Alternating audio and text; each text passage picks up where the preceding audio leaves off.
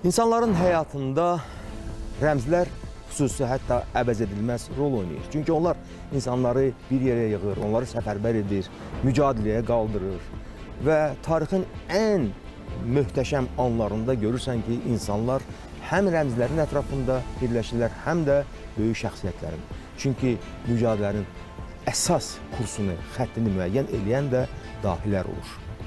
Biz Naxçıvanın Bayraq meydanının önündən proqramımızı aparırıq. Bura həqiqətən də çox simvolik bir yerdir.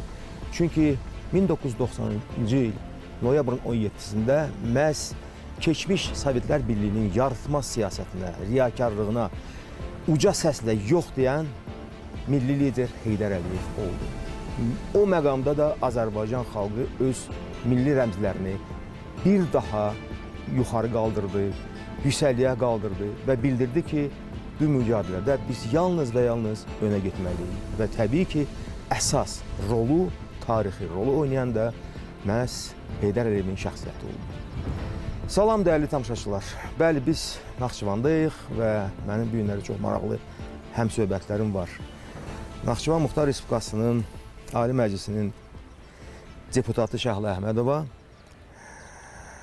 Ameya Naxçıvan bölməsinin sədri akademik İsmail Hacıyev və Naxçıvan Dövlət Universitetinin rektoru Elbrus İsayev. Mən sizi bir də salamlayıram, hörmətli qonaqlar və minnətdarlığımı bildirirəm ki, bizim proqramımızda iştiraka razılıq verdiniz və təbii ki, biz bu günləri hamımız həmişə olduğu kimi böyük şəxsiyyətimizi, böyük liderimizi hörmət hissi ilə anırıq.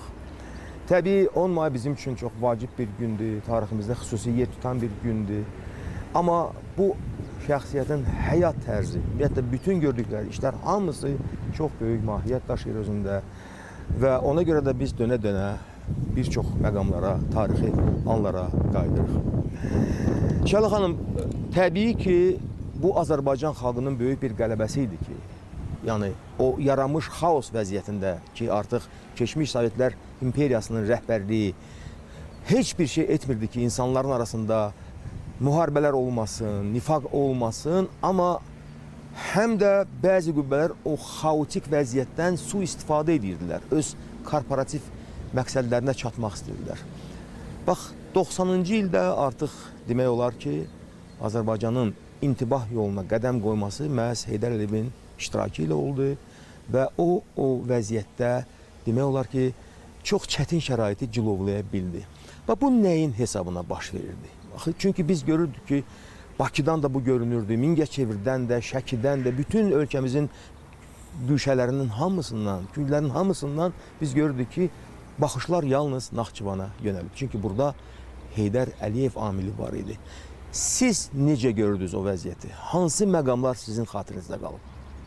Tofiq müəllim, mən ilk növbədə sizi və sizin kollektivi Naxçıvana gəlməyiniz münasibətilə salamlayıram və doğma diyarda bugün bu çəkişi aparmağınızın sizin bir simvolik mənası vardır. Çünki bugün haqqında danışdığımız, bizim həmkarlarımla fikir söyləyəcəyimiz dahi şəxsiyyət məhz bizim doğma Naxçıvanımızda dünyaya gəlmişdir və sizin bu çəkiş üçün Naxçıvan Muxtar Respublikanızı seçməyinizə görə sizə ayrıca minnətdarlığımı bildirirəm.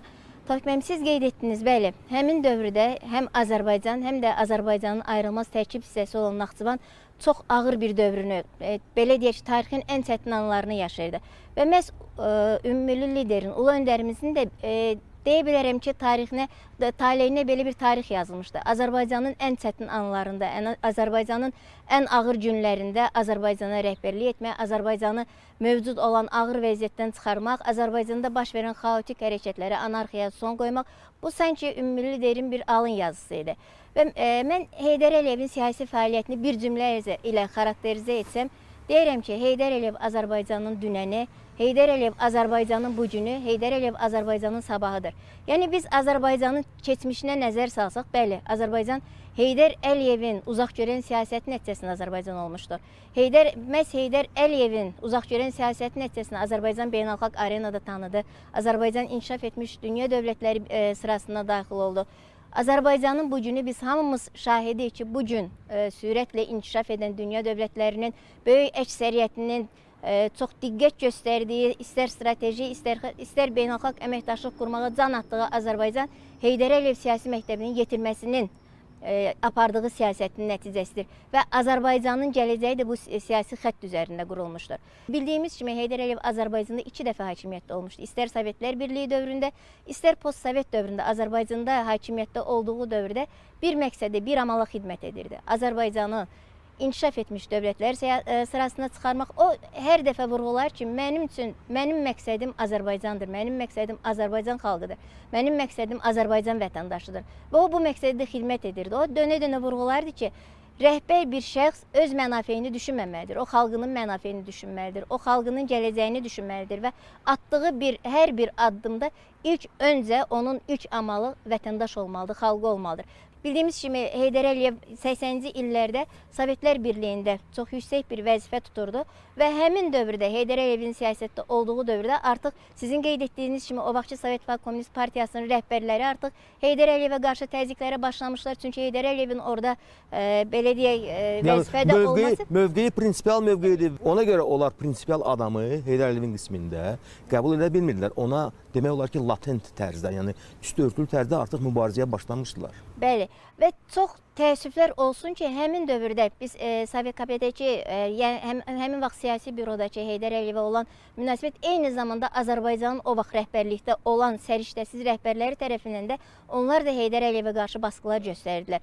Lakin buna baxmayaraq xalq öz ümidini, öz gələcəyini Heydər Əliyevdə görürdü və xalqın bu çoxsaylı belə deyək ki, istəyini, xalqın çoxsaylı müraciətini nəzərə alır. Və mən qeyd etmək istəyirəm ki, Heydər Əliyev özü də o zaman Azərbaycandakı vəziyyəti görüb o orada yaşaya bilməzdi. Biz hamımız bilirik 1987-ci ildə o siyasi bürodan uzaqlaşdırıldıqdan sonra o Moskvada yaşayıb həyatına davam edə bilərdi. Amma xalqa olan sevgisi, onun vətəninə olan sevgisi onu vətənə dönməyə məcbur. Və həm də xalqın ona olan sevgisi və ümidləri. Çox düzgün vurğuladınız. İsmail müəllim, yəni bax, həqiqətən də o tarixi anlar idi. Çünki millətin artıq milli kimlik səviyyəsində özünü dərk etməsi, sonra mübarizəyə hazır olması da bunlar vacib rol oynayan göstəricilər idi. Düzdür, çox yerlərdə biz gördük də, Sovet məkanında, sonra post-Sovet məkanında xalqlar necə istəklərini ifadə edirlər, amma hədəflərinə çata bilmirlər. Bax, demək olar ki, bizim elə vaxtımız orada gətirdi ki, milli lider o hədəflərə doğru ən düzgün yolları və ən qısa məsafələri seçdi. Bax, burada necə, bax, Naxçıvanda o vəziyyəti insanlarla ünsiyyəti necə qururdu? Bax, nəyin hesabına həqiqətən də insanlar ona həmişə yaxın gəlirdi? O dövrdə olan önlərimiz Naxçıvana gələndə, həmin dövrdə Naxçıvanda həm Azərbaycan parlamenti, həm də Naxçıvan parlamentində seçkilər keçirilirdi. Ulu önlərimiz Nehrəm seçki dairəsinə və Naxçıvan şəhərindən həm Azərbaycana, həm də Naxçıvan parlamentinə deputat seçildi. Və ona görə əslində biz bayrağı qeyd elədik. Təbii ki, ilk həmin seçkinin nəticəsi noyabrın 17-sində Naxçıvan Muxtar Respublikası Ali Məclisinin ilk sessiyası keçirildi. Və o dövr dediyiniz kimi çox təlatümlü, qarışıq, mürəkkəb bir dövrdür. Hər adam o parlamenti idarə etmə iqtidarına malik deyildi. Ona görə də parlament üzvləri Heydər Əliyevdən xahiş elədilər ki, bu parlamentin sədrliyini özlərinə götürsün. Və təbii ki, çünki parlamentdə təqribən 40-dan çox məsələ çıxarılmışdı. Və onlar müzakirə olunmalı idi. Çünki o müzakirə prosesində gərək icraçı sədrliyi ilə böyük təcrübəyə malik olsun, ona müəyyən ton versin, istiqamətləndirsin. Çünki o 90-cı illərin bəzən parlamentlərdə belədir ki, kim necə gəldi danışmaq istəyirdi. Təbii ki, buna da yol vermək olmazdı. Bu rəsmi tədbiridir. Ona görə də ilk növbədə burada təbii ki, Azərbaycanın müstəqillik məsələsi ortaya atılırdı, suverenlik məsələsi ortaya atılırdı. Yəni SSR deyilən bir dövlət vardı, lakin Naxçıvan Muxtar Respublikasının bayrağı dəyişildi. Həm də İsmail müəllim, bizim çox yaxşı xatirimizdə hamımızın, mənim yaxşı yanına gəlir ki, ermənilərin millətçiləri dövlət səviyyəsində Azərbaycan üzərinə qalxanda necə belə yarıtmaz, riyakar, düşmən mövqeyini rəsmi Moskva sərgilədi. Yəni Azərbaycanın səsini eşitmək istəmirdilər. Azərbaycanın mücadeləsini başayaq verirdilər. Digər tərəfdən də çalışırdılar bizi bütün dünya birliyi qarşısında günahkar saysınlar. Halbuki ermənilər bizə hücum edirdilər. Əlbəttə. Və o baxımdan mənə gəlir ki, dövlətçilik məfkurəsi, dövlətçilik təfəkkürü Heydər Əliyev tərəfindən yerində və ən düzgün qərarlar verməyə imkanlar yaradır. Bunu çünki xalq da gözləyirdi, ulu öndərimiz də bilirdi ki, təbii ki, Azərbaycan bu yolla, yəni SSR-nin arxasında gedə bilməyəcək. Özünün müstəqil yolunu tutmalıdır. Çünki o dövrdə də ulu öndərimiz bir dəfədən də deyirdi ki, SSR deyilən məkanda iki dövlət, iki respublika özü müstəqil yaşada bilər. Bunlardan biri təbii ki, Rusiyadır, ikincisi Azərbaycandır. Azərbaycanın hər cür imkanları vardı. Lakin rəhbərlər yerində deyildi.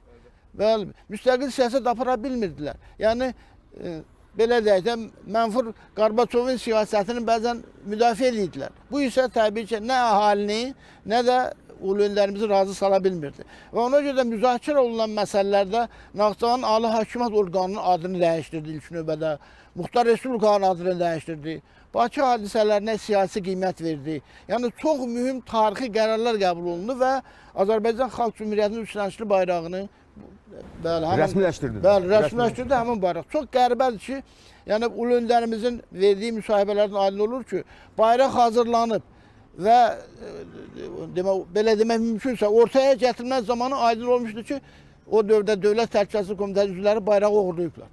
Bayraq yoxdur. Təcili sürətdə ikinci dəfə bayraq hazırlanıb və demək, bəli, sessiyanın keçirildi, salona gətirildi və ucaldıldı. Yəni bu hər dövlət adamı da, hər siyasət adamı da, hələ bu 90-cı ildir. SSR deyilən dövlət var idi. Var idi, əlbəttə. SSR o dövlət ola, onun bayrağını sən götürəsən və özünün üçrəngli müstəqil Azərbaycan Respublikasının bayrağını gətirəsən və ucaldasan. Təbii ki, bu ulu öndərimizin çox böyük siyasi təcrübəli olduğunu, dövlətçiliyin mükəmməl bildiyini və bütün siyasi fəaliyyətini, həyatını Azərbaycan xalqının yolunda istiqamətləndirdiyini açıq-aşkar biz görürük. Bu mənada 90-cı illər hadisələrində əgər ulu öndərimiz təbii ki, o hadisələrə qarışmasaydı, xüsusilə Naxçıvanda hələ mən deyirəm, təbii ki, Azərbaycanın və Naxçıvanın vəziyyəti o qədər də yaxşı olacaq. Ümumiyyətlə, biz milli öndərimizin o həyat tərzinə, bioqrafiyasına nəzər salanda görürük ki, bütün hissələr hamısı sanki bir-birini tamamlayır. Digər tərəfdən bu adam həmişə hansı mövqeyində olmasına baxmayaraq məqsəd yönlülüklə artıq işlərə istiqamət verirdi. Digər tərəfdən də ətrafında həmişə cazibə mərkəzi yaradırdı. Elbrus müəllim, bax, yəni xalqın istəkləri olur, bəli. O istəkləri hamı bəyan edə bilir. Amma o xalqın önündə gedən adamdan çox şey asılı olur da. Yəni liderlər bir növ özləri artıq demək olar ki, təşəbbüsü ələ alırlar. Çünki burada həm dövlətçilik məsələsinin müqəddəratı gündəmdə idi. Digər tərəfdən bizim mübarizəmiz artıq öz qüvvəsində idi və biz görürdük ki, bizə necə hücumlar olur, təpkilər olur. Bax, bu istiqamətdə yəni dövlətçiliyin qorunması və yenidən onun formalaşması məsələsində hansı məqam daha sizin üçün tarixi görünür? Çünki biz deyək, çünki hamı mübarizədə iştirak etməyə razılıq vermişdi. Amma nədən başlamaq, necə bu prosesi aparmaq və nəyə doğru getmək? Bax, bu məsələlər həmişə öz aktuallığını saxlayır da və bax, o anlarda siz daha vacib məqam kimi nəyi vurğulayırsınız? Çox sağ olun, hörmətli Tofiq müəllim, bugünkü maraqlı tədbir üçün, veriliş üçün. Əlbəttə ki, ulu öndərimizin fəaliyyəti elə bir böyük bir tarixi missiyanı əhatə edir ki, biz bunu hansı yöndən qiymətləndirməyə çalışsaq, bunların hamısının əsasında, bunların hamısının nüvəsində Azərbaycanın tarixi dövlətçilik ənənələri dayanır, Azərbaycanın milli atributları dayanır, Azərbaycanın milli mədəniyyəti dayanır və bunlara sadiqlik prinsiplərini ulu öndərimiz hələ hakimiyyətin birinci dövründə nümayiş elətdirmişdi. Bariz nümunəsi bizim Azərbaycan dövlət dilinə olan münasibəti idi. Azərbaycan dili əslində öz suverenliyini elə 78-ci il konstitusiyasında təsbit edir. Sovetlər dövründə. Bilirsiniz ki, ulu öndərimizin fəaliyyətində suverenlik mövzusu dövlətimizin ən ciddi atributlarından biri. Və həm də qırmızı bir xətt kimi də o dövrdən ta elə bu günə qədər öz qüvvəsini yəni, saxlayır. bu dövlətçilik təcrübəsi bunu sübut edib ki, suverenlik dövlətçiliyin əsas atributudur bütün sahələrdə və ona görə də ulu öndərimiz hələ Sovetlər Birliyi dövründə bir sıra sahələrdə bu suverenliyə nail olması böyük qətiyyətin, böyük cəsarətin nümayişi idi ki, Sovetlər ölkələri içərisində Azərbaycan dövlətinin öz dövlət dilini konstitusiyada elan eləməsi ulu öndərimizin elə dövlətçilik istiqamətində, suverenlik istiqamətində atdığı çox ciddi addımlardan biri idi. Və ikinci bir ciddi məqam bundan ibarət idi ki, Ulu Öndərimiz iqtisadi suverenliyə çox böyük önəm verirdi. Bu iqtisadi suverenlik Azərbaycan tarixində, son 100 illərin tarixində ilk dəfə idi ki, Azərbaycan öz iqtisadi resursları, təbii ehtiyatları haqqında əsrin müqaviləsi ilə ilk dəfə müstəqil qərar qəbul edirdi. Bu da dövlətçiliyimiz üçün çox ciddi atributu idi. Çünki Azərbaycan təbii ehtiyatları, Azərbaycan iqtisadi resursları haqqında keçən 100 illərdə adətən Azərbaycan xalqın iradəsi nəzərə alınmayıb. Azərbaycan xalqının rəhbərliyinin iradəsi nəzərə alınmayıb. Azərbaycanın bu ciddi resursları haqqında həmişə xarici ölkələr, xarici şirkətlər qərarlar qəbul ediblər.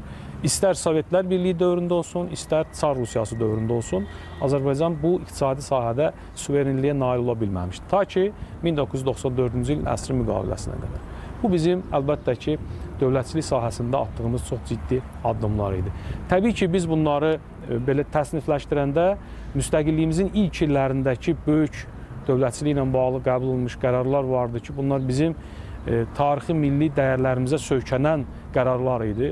Bu qərarlar da burada qeyd olunduğu kimi bir çoxu Naxçıvan Muxtar Respublikasında, Naxçıvanda Ulu Öndərimizin fəaliyyəti dövrünə təsadüf elədi və Sovetlər Birliyinin yaşadığı dövrdə, Sovetlər rejiminin mövcud olduğu bir vəziyyətdə, ordu formalaşmayan bir vaxtda, Naxçıvanda hələ Sovet qoşunlarının çıxarılmadığı bir vaxtda burada milli bayrağı qaldırmaq və Azərbaycanın öz Azərbaycan Xalq Cümhuriyyəti ənənələrinə varisliyini nümayiş elətdirmək bu bizim dövlətçiliyimiz üçün çox ciddi uğurlu addımlardan biri idi. Təbii ki, bütün bu addımları Ulu Öndərimiz 90-cı illərdən çox öncələr, yəni hakimiyyətinin birinci dövründə, hətta biraz da dərinə getsək, Dövlət Təhlükəsizlik Xidmətində çalışdığı vaxtlarda belə hesabladığı və gələcəkdə bugünkü Azərbaycanı qurmaq amalına, bugünkü Azərbaycanı görmək məqsədinə xidmət edən düşünülmüş strateji addımları idi. Biz bunları müxtəlif misallarla fikrimizi möhkəmləndirə bilərik ki, hələ Sovetlər dövründə Ulu Öndərimizin xilaskarlıq missiyası. Bu, ümumi böyük məştabda Azərbaycan xalqının düşdüyü bəlalardan xilas olmaqla yanaşı, Sovetlər dövründə Azərbaycanın bir çox görkəmli ziyalılarının, ədiblərinin, siyasi adamların, dövlət adamlarının həyatının xilasından başlasaq, ümumilikdə Azərbaycan dövlətçiliyin xilasına qədər keçən yolu belə biz ekskurs eləsək, görərik ki, Azərbaycanda milli kadrların qorunması, milli dövlətçilik ənənələrinin qorunması, ideologiyanın hökmranlığı. Bilirsiniz ki, Ulu Öndərimiz Azərbaycançılıq ideologiyasını bizim dövlətçiliyimizin əsas təməl kimi hesab eləmişdi. Və bu siyasət əslində elə onun fəaliyyətinin birinci dövründən başlamışdı. Qeyd elədiyim kimi burada dil siyasəti, milli kadr hazırlığı siyasəti və bütün bunlar hamısı gələcəkdə vaxtı ilə bizim böyük mütəfəkkirlərinin nail ola bilmədikləri bir vahid bir ideologiyanın yaranmasına şərait yaratdı. Hansı ki, Azərbaycançılıq nəzəri olaraq əslində, ideya olaraq mövcud idi 19-cu əsrin sonlarından sonra. Amma bunu dövlət ideologiyasına çevirmək Ulu Öndərə nəsib oldu və Ulu Öndər bunu həm dövlət dil siyasəti ilə, həm təhsil siyasəti ilə, həm ümumilikdə bu Azərbaycançılığı, Azərbaycan tarixinin gerçəkliklərinin qorunub saxlanılması, onları günümüzə gətirib çıxarması bugünkü qələbəmizin, qüdrətli Azərbaycanımızın, qüdrətli dövlətçiliyimizin təməl əsaslarını təşkil edirdi. Mən burada Azərbaycançılıq ideologiyasına çox böyük önəm verərdim. Bəli, düz buyurursunuz və gəlin yada salaq ki, Sovet illərində hələ 60-cı, 70-ci, hətta 80-ci illərdə respublikalarda qəribə bir Moskvanın göstərişi ilə proseslər gedir. Yəni, vətənpərvər insanları hardasa göz önünə gətirirdilər, onlara dissident damğası vururdular və çalışırlar, onları təqib etsinlər, təcrid etsinlər və s. Və o dalğanın olmasına baxmayaraq, məhz Heydər Əliyev Azərbaycana bir neçə həqiqi vətənpərvər insanı, ziyalını qoruyub saxlaya bildi. Onları o dalğadan kənar qoydu. Yəni, bu özü-özlüyündə bir böyük göstəricidir ki, bu adamın özünün o suveren tərzdə düşünmə qabiliyyəti və işlərə istiqamət vermə imkanları həqiqətən də xilaskar rolunu oynayırdı. Yəni, bu xilaskarlıq missiyası idi. Bunun üstünü biz çox vurmurduq da, belə baxanda. Amma biz görürdük ki, mahiyyət etibarilə o mənfur rejim vəziyyətində bu adam öz xalqına hansı xidmətləri göstərirdi. Yəni, bu böyük bir, mən deyərdim, həm qəhrəmanlıq idi, həm də həqiqətən də amal üzrəndə qurulmuş bir mübarizə idi. Öğretmenim, bir esasın adını çəkmək istəyirəm. İstəyən kimi Ziya Bünyadov, Mahmud İsmailov, Qabil və digər Bəxtiyar Vahabzadə və digər o cür, yəni Sovet ideologiyasının açıq-açıq əleyhinə çıxan Tənqid edirdilər, Bəli. yəni, özü də əsaslı tərzdə tənqid edirdilər. Onlar axı demirdilər ki, gəlin çevir. Deyirdilər ki, dəyişmək Bəli. lazımdır, islahatlar aparmaq Mütləq. lazımdır. Şələ xanım, bax bu islahatlar onun üçün həmişə həyati əhəmiyyət kəsb edirdi. Bunu biz bilirik. Bax Naxçıvanda o kritik məqamda ki, o artıq seçildi, Ali Məclisin sədri qismində fəaliyyətə başladı. Hansı islahatlara ilk növbədə üstünlük verdi Heydər Əliyev? Tofiq, mən bildiyimiz kimi Heydər Əliyev deməli 1991-ci il sentyabr ayının 3-də Naxçıvan Muxtar Respublikası Ali Məclisinin sədri vəzifəsinə seçildi. Bu adam o qədər uzaq görən bir siyasəti var ki, o Naxçıvan bilir, hamımıza məlumdur ki, o dövrdə Naxçıvan Azərbaycanla birbaşa nəqliyyat əlaqələri yox idi. Blokada da idi, bəli, də, Naxçıvan? blokada şəraitində tam Çox təcrid edilmiş. kritik vəziyyətdə idi. Çox ağır bir vəziyyətdə yaşayırdı və bu düşündü ki, ilk növbədə Naxçıvanın vəziyyətdən çıxarmaq üçün əlaqələr qurmaq lazımdır. İlk növbədə addım atıldı, əlbəttə ki, qonşularımızla. İlk növbədə Türkiyə Respublikasından əlaqələr qurulmağa başladı. O dövrdə Türkiyə Respublikasının baş naziri olan Süleyman Demirəllə ümummilli liderin çox yaxın dostluq münasibətləri var idi. Və Heydər Əliyev məhz həmin dövrdə Naxçıvanın o ağır vəziyyətində burada Naxçıvanı blokadadan çıxarmaq üçün ilk növbədə qonşu ölkəmiz olan Türkiyə Respublikasına üz tutdu. Və həmin dövrdə burada İsmail Məmgildə xatırlayırlar hamısı 92-ci il mart ayında Süleyman Demirəlin şəxsi təyyarəsi Naxçıvan aeroportuna indi və məhz Heydər Əliyevi Türkiyəyə rəsmi səfərə dəvət etdilər.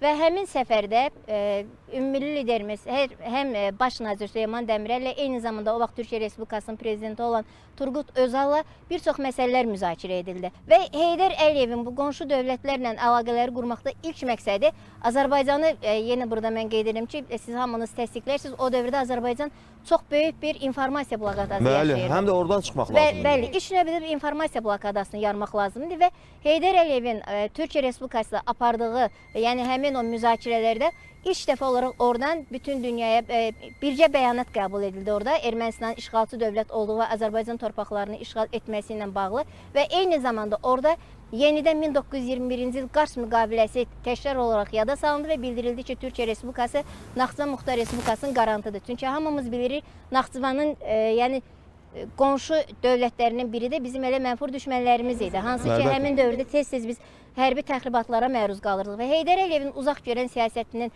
mən qolunu da onu vurğulamaq istərim ki, Ali Məclisin sədri seçildikdən cəmi 4 gün sonra o Naxçıvanda İsmail Məmgil çox gözəl xatırlayır, Müdafiə Komitəsini yaratdı. Naxçıvan Muxtar Respublikası Müdafiə Komitəsini yaratdı. Yəni bu artıq Naxçıvanda bu gün formalaşmış bizim milli ordumuzun əsas himi yəni həmin gün qoyuldu. Bəli, bəli. Eyni zamanda daha bir uzaq görən siyasətini vurğulamaq istəyirəm ki, həmin dövrdə Naxçıvanda mövcud olan Sovet İmperiyasına məxsus hərbi hissələrin texnikaları, silahlarının Naxçıvanda saxlanılmasını təmin etdi ulu öndərimiz. Eyni zamanda xalqın ona olan sevgisindən, xalqın onun ətrafında sıx birləşməsindən istifadə edərək Naxçıvanda ilk ordunun belə deyək ki, təməl daşı qoyuldu və bizim milli ordu demək olar ki, ilk olaraq buradan formalaşmağa başladı.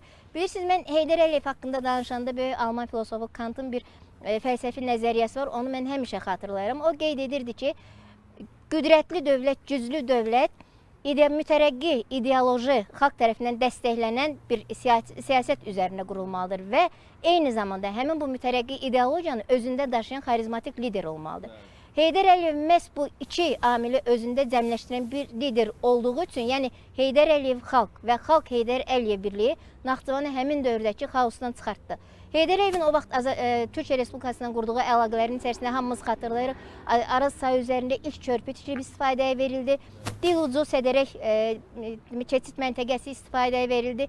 Xalqın həsrətlə, ümidlə gözlədiyi ümid körpüsü, həsrət körpüsü Naxçıvan əhalisinin istifadəsinə verildi və Azərbaycan uzun illər bir-birinə həsrət qalmış Türkiyə, Naxçıvan əhalisi demək olar ki, bir-birinə qovuşdu və Türkiyə-Naxçıvan arasında gediş-gəliş bərpa olundu. Bundan sonraki dövrdə, mən yenə qeyd edirəm, həmin dövrdə Türkiyənin bir sıra sahələrdə, turizm sahəsində, sosial sahədə, iqtisadi sahədə, təhsil sahəsində mühüm əlaqələr quruldu. Həmin dövrdə Naxçıvanda olan 100 tələbənin Türkiyədə təhsil alması təmin edildi və mən bugün o məsələyə də xüsusi toxunmaq istəyirəm ki, bugün Elbrus müəllimin rəhbərlik etdiyi Naxçıvan Dövlət Universiteti də Türkiyə Respublikasından çox sıx əlaqələri var. Bizim tələbələrin Türkiyə Respublikasında təhsil alması, eyni zamanda türk tələbələr bugün Naxçıvanda çoxluq təşkil edir və həmin bu siyasətin də ilk addımları təməlini qoyan məhz ümummilli lider olmuşdur. Bəli. Elə bir sahə yoxdur ki, biz onun orada o quruculuq işlərinin mahiyyətini görməyə. Yəni mahiyyət ondan ibarət edir ki, yəni Azərbaycanın özünün gücü, potensial imkanları artsın və digər tərəfdən də bəllidir ki, bu günləri bizim hazırladığımız bütün yeni kadrlar, tələbələr, onlar sabahın artıq mütəxəssisləridir və bu etibarlı əldə olmalıdır, yəni inkişaf prosesi, intibah prosesi. Və o baxımdan əlbəttə ki, bu xaotik vəziyyətdə bu işlərin görülməsi həmişə çətin olur. Çünki boşluqlar həddən artıq artır, çoxalır, digər tərəfdən risklər, təhlükəsizliyə olan təhdidlər artır və bunların hamısını nəzərə almaq lazımdır və həqiqətən də bu proseslərdə duruş gətirmək üçün o güclü liderlərə böyük ehtiyac olur. Və İsmail müəllim, bax mən həmişə bunu biz görmüşük də, yazmışıq da, oxumuşuq da. 2 dəfə Azərbaycan xalqının taleyində o kritik məqamlarda bu adam gəlib iş başına və demək olar ki, vəziyyəti elə birinci addımlarından göstərib ki, bu hansı tərzdə dəyişmək niyyətindədir. Və onun strateji proqramlarının əsasını nə təşkil edirdi? Müəllim, məsələn, biz təhlil eləsək, Azərbaycana birinci dəfə Heydər Əliyevin siyasi hakimiyyətə gəlməsi. Ümumiyyətlə, SSR miqyasında Dövlət Təhlükəsizlik Komitəsinin sədri heç vaxt, yəni Heydər Əliyevə qədər, Respublikanın birinci şəxsi olmayıb. Və 14 il Azərbaycana rəhbərlik elədiyi dövrdə Azərbaycanı hansı iqtisadi inkişafdan, hansı səviyyəyə gətirib çatdırdı? Bir neçə faktı deyim. Hər bir Respublikanın, dövlətin əsas göstəricisi milli gəlirdir. Bu 13 il yarım ərzində Azərbaycanda ulu öndərimiz milli gəliri 2,5 dəfə artırdı. Kənd təsərrüfatını 2,7 dəfə artırdı. Biz o dövrün hadisələrini bildik ki, hər il keçici qırmızı bayraqlar alınırdı. Və bundan başqa elə müəssisələr yaradılırdı ki, Azərbaycanda bu təbii ki, SSR bütçəsi hesabına, Azərbaycan bütçəsi buna imkan vermirdi. Dərin Dəmir Özüllər Zavodu. Məsələn, Dərin Dəmir Özüllər Zavodu 450 milyon dollar vəsait hesabına tikilmişdi. Azərbaycanın o dövlət bütçəsi bu qədər deyil. İkinci, kondisioner zavodu. Cəhd göstərib Ukraynada salmaq istədilər. Ulu öndərimizin təkidindən sonra dönə-dönə Leonid Brezinyevin apardığı danışıqlardan sonra həmin zavodu Bakıda saldırdı. Yəni bu birinci hakimiyyəti dövründə Heydər Əliyev bunları ortaya qoydu və SSR miqyasında Respublikanı necə idarə etmək lazım olduğunu bütün SSR əhalisi, hakimiyyət strukturunda olanlar bir mənalı şəkildə qəbul etdilər. Sonra ikinci dəfə siyasi hakimiyyətə gələndə yenə ümumiyyətlə siz dediyiniz kimi ölkədə, dövlətdə xaos yarananda, qarşıdurma yarananda, çətin vəziyyət ortaya çıxanda lider axtarışı başlanılır. Əhali başa düşür ki, bunu məsələn ikinci hakimiyyəti dövründə niyə ulu öndərimizə müraciət elədilər Azərbaycan ziyalıları? Başa düşürdülər ki, Azərbaycan düşdüyü vəziyyətdən ancaq Heydər Əliyev xilas eləyə bilər. Yəni o dövrdə iddiası olanlar həddən artıq çox idi. Yəni onlar hamısı mənəm deyirdilər. Güya bunlar xalqın önündə getməyə qadir idilər, amma əslində yox. Əslində elə deyildi, çünki xalq artıq onları gözəl başa düşürdü ki, bunların yalnız və yalnız ambisiyaları var. Onların bir hissəsi ilə Azərbaycanı o vəziyyətə salmışdılar. Bəli, bəli. Yəni bunlar Azərbaycanın gətirib o vəziyyətə salmışdılar. Ona görə Azərbaycan ziyalıları başa düşürdü ki, ancaq Azərbaycanın düşdüyü vəziyyətdən Ulu Öndər Heydər Əliyev xilas eləyə bilər. Deməli bu şəxsiyyətin həm də anti-böhran bacarığı var idi də. Yəni böhranlarla necə mübarizə aparmaq lazımdır ki, onları xalq, millət həm cilovlaya bilsin və digər tərəfdən də axı birinci addım onların qarşısını almaqdırsa, ikinci addım odur ki, artıq inkişaf meyillərini, paradigmalarını gücləndirmək lazımdır. Məsələn, belə ulu öndərimiz hakimiyyətə gələn kimi ilk növbədə özlü müdafiə dəstələrini buraxdı. Çünki baxdı ki, onlar qarşıdurma yaradırlar. Ayrı-ayrı adamlara xidmət edirlər. Və insanlara da təhdid törədirdilər. Bəli. Ona görə də təbii ki, bunları o böhranlı vəziyyətdə ulu öndərimiz gördü, çox dəqiqliklə sistemləşdirdi və hakimiyyətin ikinci mərhələsində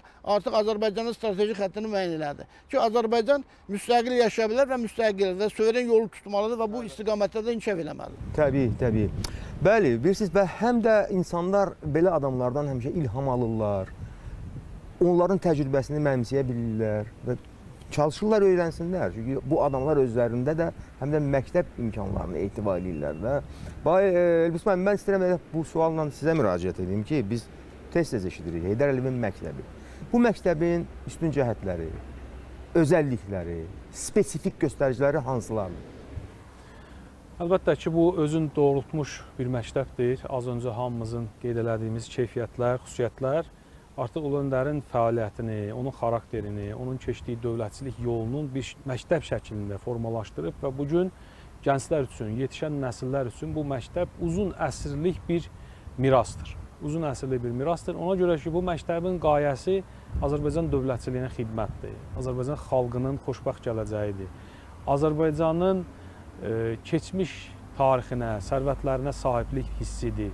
Azərbaycanı inkişaf eləmiş ölkələrlə bərabər irəlilətməkdir. Azərbaycanın ordusunun, təhsilinin, qüdrətinin artırılmasına xidmət deməkdir və bütün bunlar həm də böyük qətiyyət və cəsarət deməkdir. Çünki Ulu Öndərimizin hər bir qərarının arxasında bir Azərbaycanlı qətiyyəti, bir Azərbaycanlı cəsarəti var. Ona görə ki, Ulu Öndərimiz elə qərarlar qəbul edib ki, həm birinci, həm ikinci hakimiyyəti dövründə bu qərarlar bir çox hallarda bəzən onun həyatı bahasına verilmiş qərarlar olub ki, hansı ki, bu gün gənclərə biz bunu danışarkən, Əliyev məktəbini öyrənmək istəyən gənclər bunu oxuyarkən özünə inam hissi formalaşır, qətiyyət hissi formalaşır və bütün bunların hamısı bir xarizmatik, bir liderə məxsus olan bir səciyyəvi xüsusiyyət kimi gələcək Azərbaycanın insan kapitalının formalaşmasına xidmət edir. Təbii ki, Ulu Öndərimiz keçdiyi böyük təcrübə yolu, həyat yolu bütövlükdə Azərbaycan xalqı tərəfindən hələ uzun əsrlər boyu öyrəniləcək. Çünki Ulu Öndər elə bir konsepsiya formalaşdırıb ki, o bütün zamanlarla ayaqlaşa bilən konsepsiyadır. Bütün dövrlərlə ayaqlaşan bir konsepsiyadır. İndiki nəslin formalaşması üçün verdiyi tövsiyələr bu gün və sabah üçün kifayət qədər aktual tövsiyələr.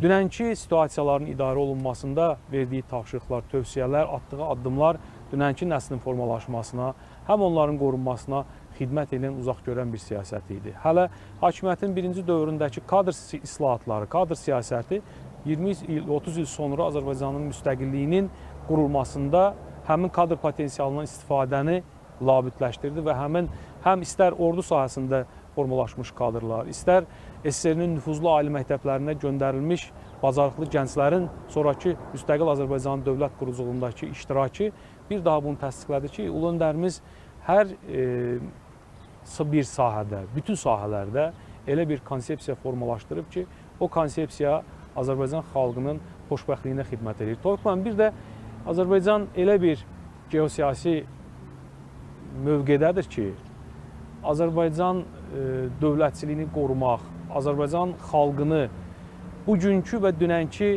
vəziyyətlərdə bu cür sabit, dinamik inkişaf elətdirmək Azərbaycan liderinin, ümumilli liderinin və bugün o siyasətin davamçısının ən böyük keyfiyyətlərindən mən deyərdim sayılmalıdır. Ona görə ki, Azərbaycanın bugün istər qonşularla olan münasibətlərdə, istər Azərbaycanın geostrateji mövqeyi, istər Azərbaycanın iqtisadi resursları, təbii ehtiyatları, bunlar hamısı Azərbaycan xarici siyasətinin, Azərbaycan milli təhlükəsizlik konsepsiyasının əsaslarını təşkil edir. Hansı ki, Ulu Öndərimiz məhz 90-cı illərdə Azərbaycanı dünya ölkələri ilə bərabər inkişaf elətdirmək, Azərbaycanın düşdüyü vəziyyətdən xilas eləmək üçün əgər Azərbaycanın iqtisadi resurslarını, təbii ehtiyatlarını bir əlində əsas bir çıxış və Azərbaycan xalqının sərvəti kimi təqdim edirsə, Cənab Prezident bu sərvəti, bu ehtiyatları insan kapitalına çevirmək strategiyasına fokuslandı və bugün həmən neft gəlirlərindən Azərbaycanda yeni nəsil kadrların formalaşması üçün yaradılmış layihələr, infrastruktur layihələri, maddi-texniki imkanlar, yeni universitetlər, yeni məktəblər, yeni layihələrin icrası məhz o iqtisadi resursların insan kapitalına xidmətini zəruri edib və bu gün biz onun bəhrələrini görməkdəyik. Elə mən də universitetimizin timsalında bunu deyə bilərəm ki, Naxçıvan Dövlət Universiteti vaxtı ilə Ulu Öndərimizin böyük uzaq görənliyi ilə yaradılmış ali təhsil müəssisəsidir və 4 dəfə bu ali təhsil müəssisəsində olub. Məhz o dövrlərdə, 1970-ci illərdə Ulu Öndərimizin Naxçıvanda səfərdə olarkən universitet gəlməsi və Naxçıvan Dövlət Universitetinin kampus modelində qurulmaq qərarını verməsi və bu universitetin tezliyi ilə böyüməsi haqqında aldığı qərarlar həm bu bölgədə təhsil infrastrukturunun, kadr potensialının formalaşmasına xidmət edirdi, həm də bu Naxçıvan kimi çətin bir zonada eyni zamanda məskunlaşmaya, təhsilin əlçatanlığına xidmət edirdi ki, və qısa vaxtda həm məktəblərdə olan o dövrdə orta təhsilli müəllimlərin burada ali təhsil almağı, orta təhsil inkişafına xidmət elədi. Daha sonraki dövrlərdə 92-ci ilin o çətin vaxtlarında 2 dəfə universitetə gəlib ziyalılarla görüşməsi və bu universitetin inkişafı ilə bağlı verdiyi qərarlar, 99-cu ildə təkrar bu ali məktəbdə olmağı bu bölgədə insan kapitalına qoyulmuş ən böyük diqqət idi. Çünki Naxçıvan çətin bir bölgədə yaşayır. Çünki blokadanın yaratdığı çətinliklər, bu artıq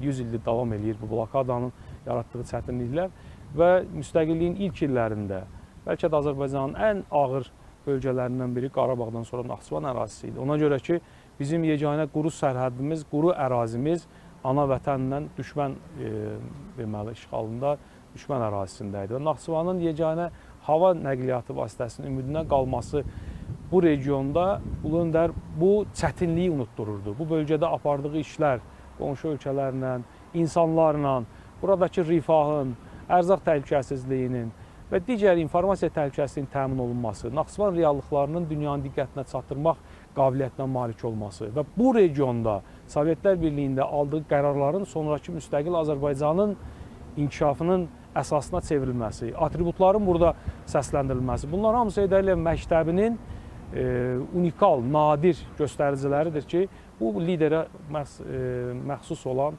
şəxsiyyətə məxsus olan xüsusiyyətlərdir ki, bu gün də bu gənclər bunu öyrənir, öyrənməlidir. Hətta gələcək 100 illərdə bu irs, bu miras Azərbaycan xalqına ancaq iqtisadi, siyasi qüdrət, inkişaf bəxş edir. Əlbəttə, bəli. Xalqımızın rifahının formalaşmasında ona yüksəliş verməyin özündə demək olar ki, Heydər Əliyevin müstəsna rolu olub və ümumiyyətlə tarixdən də biz bunu bilirik. Klassiklər də belə bir fikirlər ifadə edirlər ki, ən böyük şəxsiyyətlər, ən böyük lider keyfiyyətlərini özündə daşıyanlar o insanlardır ki, onlar müasirlərini, öz xalqlarını, cəmiyyətlərini düşünməyə sövq edirlər. Onlar özlərinin nümunəsi ilə insanları hərəkətə gətirirlər və mənə elə gəlir ki, elə bu prosesin də elə özülü, necə deyərlər, Naxçıvanda qoyuldu Şəhla xanım. Çünki biz yada salırıq da, Sovet İmperiyasının çökməsi həqiqətən də ağrılı bir iş idi və digər tərəfdən də bütün insanların taleyində öz əksini tapırdı. Yəni, çox lazımsız izlər qoyurdu və o baxımdan da insanlara həm də ümid vermək lazım idi. Bunu da bacarırdı da, yəni milli lider. Bax, bu çox böyük bir göstərici idi. Bəli, Tofiq müəllim, siz çox düzgün qeyd edəcəksiniz. Heydər Əliyev Naxçıvanda sabitliyi bərpa etmişdi. Naxçıvanın blokadadan çıxarılması üçün, Naxçıvanın ağır vəziyyətdən belə deyək ki, çıxarılması üçün bəli, addımlar atırdı. Həmin dövrdə Heydər Əliyevə qarşı olan təzyiqlər, belə deyək, Heydər Əliyevi yəni təcrid etmək məqsədi güdən rəhbərlər artıq başları buna qarışmışdı. Ölkədə gələn siyasi hadisələri bir o qədər də əhəmiyyət vermirdilər və əslində bunu bacarmırdılar da, artıq öhdəsindən də gələ bilmirdilər. Və məhz həmin dövrdə xalq Heydər Əliyevin hakimiyyətə gətirilməsini tələb etdi. Və həmin dövrdə 1993-cü ilin iyun ayının belə deyək 15-də Heydər Əliyevin Azərbaycana qayıdışı təmin olundu və artıq Azərbaycan özünün inkişafının intibah səviyyəsinə addım qoydu. Burada Elbrus müəllim qeyd etdi ki, artıq Azərbaycan bundan sonra inkişaf etməyə başladı. Azərbaycanın iç növbədə yenə qeyd edin ki, blokada informasiyası ləğv edildi. Deyək ki, Azərbaycanda böyük tarixi hadisələrdən biri olan əsrin müqaviləsi imzalandı. Hansı ki, siz qeyd etməyin, bu insanın torpağa xüsusi bağlılığı var idi və o Azərbaycanın həm torpağını, həm daşını, həm vətəndaşını sevirdi. Eyni zamanda Azərbaycanın təbii sərvətlərindən də Azərbaycan vətəndaşının gələcəyi üçün çox uzaq görən bir addımlar atmaqla istifadə edirdi və neft strategiyasını inkişaf etdirməyin də əsası məhz milli liderimiz Heydər Əliyevin dövründən əsası qoyuldu. Yəni Şəhla xanım, konsepsiya olmasaydı bu işlər heç biri ərşəyə gələ bilməzdi. Yəni bu düşünülmüş bir tərzdə bir modelin, mən deyərdim ki, bir xəritəsi idi. Onun bir obrazını yaradan bir yanaşma idi ki, insanlar da artıq bunların hamısını görə-görə bir də öz real həyatlarında yaşadıkları dəyişiklikləri hiss edə başa düşürdülər ki, bəli, düzgün yol bax budur. Biz buna doğru getməliyik və digər tərəfdən də bu sir deyil ki, özlərini idarəçilikdə səriştəsiz, bacarıqsız göstərənlərin qayəsi ondan ibarət edir ki, cəmiyyətdə vətəndaş qarşı durmasını gücləndirsinlər. Yəni bir o qədər ki, məsəl üçün Naxçıvanda onun qarşısı alındı, həm düşmənlə üz-üzə idik biz. Ermənistanın təxribatları, sonra hücumları, odlu silahların istifadəsi və s. onlarla bərabər həm də Naxçıvanın daxilində milli həmrəylik prosesi başladı. Və bu da çox vacib bir həm də mən deyərdim etalon bir göstərici idi. Çünki Azərbaycana bu lazım idi. Və Azərbaycanın digər bölgələrindən olan insanlar da, ziyalılarımız, ictimai fikrin belə deyək, lider şəxsiyyətləri, onlar başa düşürdülər ki, bəli, bax, model bu olmalıdır. Başqa variantımız yox idi. Yəni alternativ var idi, bax bu. Amerika Birləşmiş Ştatları prezidenti Bill Clinton'un belə bir məşhur sözü var ki, Heydər Əliyev Azərbaycanı, nəinki mənim təmsil elədiyim Amerikanı, yəni ABŞ-ı, bütün dünyanı idarə etmək qabiliyyətinə malik olan görkəmli dövlət xadimidir. Yəni bu hər halda adi bir adamın dilindən çıxan söz deyil. Bu Amerika prezidentinin ulu öndərimiz haqqında dediyi sözdür. Və yaxud bax yenə Gürcüstanın vaxtında rəhbər olmuş, sonra SSR Xarici İşlər Naziri olmuş Şevardnadzenin məşhur bir fikir var ki, 20-ci əsr liderlər əsridir. Heydər Əliyev 20-ci əsrin lideridir. Bəli. Yəni Heydər Əliyev bunu öz fəaliyyəti ilə qazanmışdır. Bunun Heydər Əliyev haqqında məsələn Bjezinskinin məşhur sözləri var. Ümumiyyətlə dünyanın ən məşhur siyasi və dövlət xadimləri Heydər Əliyev siyasətinə, Heydər Əliyevin idarə etmək qabiliyyətinə çox böyük ustalıqla yanaşırdılar, ümidlə yanaşırdılar, yüksək qiymətləndirdilər ki, Heydər Əliyevdə bu keyfiyyətlər var idi ki, Azərbaycanı yoxdan yüksəlik bir inkişaf mərhələsinə çatdırdı və xüsusilə ikinci hakimiyyəti dövründə isə çətin vəziyyətdə də Azərbaycanı xilas elədi. Bu, yəni hər dövlət xadiminə məxsus olan keyfiyyət deyil, ancaq ulu öndərimizdə bu keyfiyyətlər var idi. Çünki ulu öndərimiz həm qeyd etdiyim ki, bütün hakimiyyət strukturlarında işlədiyi dövrdə bir mənalı olaraq insanlarla işləməyi bacarırdı və qarşıya qoyulan məqsədə uğurla nail olunurdu. Bu keyfiyyətlər isə, yenə deyirəm, ulu öndərimizdə formalaşmışdı və həyatın bütün sahələrində özünü göstərir. Yəni uğur formulunu artıq o demək olar ki, işləyib üzə çıxarmışdı və bizim hamımıza da təqdim etdi. Tofiq müəllim, icazə verirsiniz, mən bir məsələyə toxunmaq istəyirəm. O dövrdə bildiyimiz kimi Naxçıvan blokada şəraitində olduğu dövrdə ümummilli liderin Amerika Birləşmiş Ştatlarının prezidenti Bill Clintona ünvanladığı məktubla Naxçıvana $1 milyon məbləğində ilk humanitar yardım göndərildi 1993-cü ildə və bu o dövrdə baş verdi ki, həmin vaxt Amerikada olan güclü erməni lobbisinin təsiri ilə Amerika Birləşmiş Ştatlarının konqresi bildiyimiz kimi Azərbaycana heç bir humanitar yardım göstərilməsi haqqında 907-ci düzəliş etmişlər. Həmin dövrdə o yardımın Naxçıvana göndərilməsi də doğrudan uğurlu bir siyasətin nəticəsi idi. Əlbəttə. Və bunu da qeyd etmək istəyirəm ki, çox üzr istəyirəm. Burada məqsəd ya o belə deyək yardımın Naxçıvana gətirilməsi, o həmin yardımlar o dövrdə Naxçıvanın belə deyək ki, həmin o yaranmış qlobal vəziyyətdən çıxarılması üçün çox da böyük bir əhəmiyyət kəsb etmirdi. Burada məqsəd həmin beynəlxalq təşkilatların nümayəndələrinin gəlib Naxçıvanda yerindəcə vəziyyətə həm də real vəziyyətə onların diqqətini yönəldirdi ki, sizi düzgün məlumatlandırmayıblar. Siz baxın görün ki, burada blokadada olan kimlərdir? Ermənilər deyil, Azərbaycan xalqıdır. Onun bir hissəsi Naxçıvan bölgəsində yaşayır. İşğalçı dövlət kimi, işğal olunan dövlət kimi. Yəni bu həm də o blokadanı yarmaq anlamına gələn bir addım idi. Çox möhtəşəm bir addım idi. Əlbəttə. Elvis müəllim, yəni biz o dövrü yaşamış adamlarıq və xatirimіздədir ki, milli öndər həmişə insanlarla tez ünsiyyət yarada bilirdi və insanlar da həmişə onun ətrafına gəlirdilər. Çağırışları var idi və bilirdi ki, o çağırışlar sadə deyilən sözlər deyil, yəni onlar ünvana çatan sözlərdir. Bax, sizin xatirinizdə qalan ən, belə deyək də, diqqət çəkən, sonra ən böyük bir maqnetizm potensialına malik olan çağırışları hansı idi? Tofiq müəllim, ulu öndərimiz hər zaman çağırışları içərisində ən təbii ki, yadda qalanı və gələcək üçün bizim üçün əsas tezis hesab olunan çağırışlar Azərbaycan xalqının milli ideoloji əsasları ilə bağlıdır. Yəni Azərbaycan xalqını birləşdirən vahid bir dəyərlə bağlıdır. Bu Azərbaycan sevgisidir. Azərbaycan mədəniyyətinə, tarixinə olan ulu öndərimizin şəxsi nümunəsidir və bu şəxsi nümunə hər birimizi elə ulu öndərin məşhur bir tezisinin, çağırışının ətrafında birləşdirir ki, mən həmişə fəxr etmişəm, bu gün də fəxr edirəm ki, mən Azərbaycanlıyam. Bu tezis bizim bundan sonraki uzun illər üçün məncə ən ciddi uğurlu bir çağırışdır və bu çağırış ətrafında Azərbaycan xalqının səfərbər olması dünən, bugün və sabah Azərbaycan dövlətini indikindən də daha qüdrətli bir dövlətə çevrilməsinin əsasını təşkil edir. Təbii, əlbəttə. Və o həqiqətən də Azərbaycana nə dərəcədə güclü tərzdə bağlılığını öz fəaliyyəti ilə, işləri ilə və diqqət göstərdiyi məsələlərlə həmişə təsdiqləyirdi və eləcə də bu günləri siz haqqında danışdığınız bizim o böyük qələbələrimizin də təməli belə qoyuldu. Çünki bu adamın bütün proseslərə yanaşması təbii yanaşma, yəni harmoniya bağlılığı orada özünü göstərirdi və əgər həqiqətən də digər liderlər kimi belə səthi yanaşmalar olsaydı, sonra formalist bir mövqe olsaydı, əlbəttə ki, heç bir şey alınmazdı, heç bir nəticə alınmazdı. Amma biz gördük ki, bu adam hansı işə əgər diqqət göstərirdisə, hansı proqramdan əgər o hesablaşırdısa, göstərirdi ki, onun həlli yolu nədir və ən qısa, belə deyək, kursla necə hədəflərə çatmaq olar. Təbii, çox böyük şəxsiyyətdir və o həmişə bizim xatirimizdə yaşayıb, yaşayacaq və eləcə də, necəsiz, belə bir deyim var, deyirlər ki, dahi şəxsiyyətlərin ancaq doğum tarixi olur. Çünki onlar öz işləri ilə artıq yaşayarkən də əbədiyyata qovuşurlar. Ona görə də bu 10 may bizim üçün çox önəmli tarixdir. Çox sağ olun, hörmətli qonaqlar. Mən minnətdaram iştirakınıza görə.